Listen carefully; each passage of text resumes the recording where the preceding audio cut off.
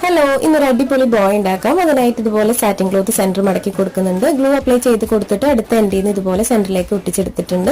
ഇനി നമുക്ക് വീണ്ടും രണ്ട് എൻഡിൽ നിന്നും ഇതുപോലെ സെന്ററിലേക്ക് മടക്കി കൊടുക്കാം. അപ്പോൾ ഒട്ടിച്ചെടുക്കണമെങ്കിൽ അങ്ങനെ ചെയ്തെടുക്കാം കേട്ടോ. അപ്പോൾ ഞാൻ ജസ്റ്റ് മടക്കി എടുത്തിട്ടുള്ളൂ. അതിനുശേഷം ഈ ഒരു ബോ ഇതുപോലെ സെന്ററിൽ പ്ലീറ്റ്സ് ഇട്ട് കൊടുത്തിട്ടൊന്ന് നല്ല രീതിക്ക് തുന്നി കൊടുക്കുന്നുണ്ട്. തുന്നി കൊടുത്തതിന് ശേഷം നമുക്ക് ആ ഒരു ത്രെഡ് വെച്ചിട്ടുണ്ട് നല്ല രീതിക്ക് ടൈറ്റ് ആയിട്ട് കെട്ടിക്കൊടുക്കാം. ബാലൻസ് നൂല് കട്ട് ചെയ്ത് കളയുന്നുണ്ട്. അപ്പോൾ നമ്മുടെ ബോ ഇവിടെ റെഡി ആയിട്ടുണ്ട്. ഇനി നമുക്കൊരു ചെറിയ പീസ് എടുത്തിട്ട് ഇതുപോലെ മടക്കി കൊടുത്തിട്ട് അതിന്റെ സെന്ററിലായിട്ട് വെച്ച് കൊടുക്കാം.